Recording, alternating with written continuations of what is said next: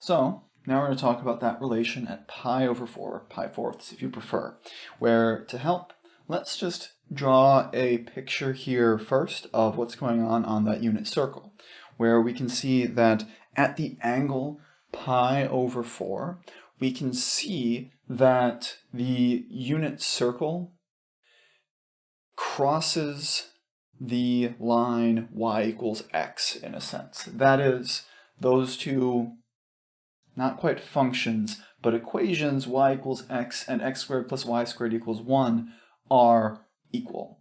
It's at that point and one other one in particular, but this is really important for what happens, because in order to frame how the trig functions behave here, we're going to want to be able to describe the behavior of the unit circle at that point. Well, if we take that equation for the unit circle and pull it out, we can see that in terms of some point on the unit circle, we call that AB, we have x squared plus y squared equals 1 is the same as a squared plus b squared equals 1, just narrowed down. And if we narrow down further to specifically the point that we're talking about at the angle pi over 4, we have that a and b are the same, because the unit circle happens to equal the line y equals x there. So we can say instead a squared plus a squared equals 1, or 2a squared equals 1, or a squared equals 1/2, or even further, a equals the square root of 1/2, where it's the positive root because of the way we're taking that value for AB. We're looking at it in the first quadrant.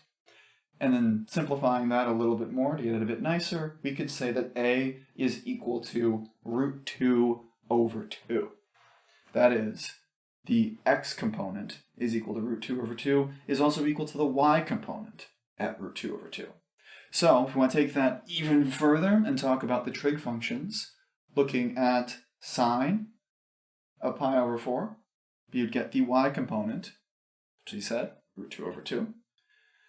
For cosecant, we get the reciprocal of that, so cosecant of pi over 4 is 1 over y, or 1 over root 2 over 2, which would just end up being, after some simplification, root 2.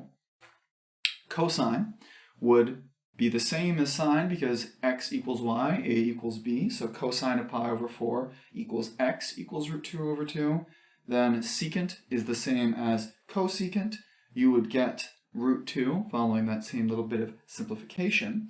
Meanwhile, for tangent and cotangent, you get either x over y or y over x, but we have x and y are the same. Either way, you get root 2 over 2 over root 2 over 2, which is a not very efficient way of saying 1.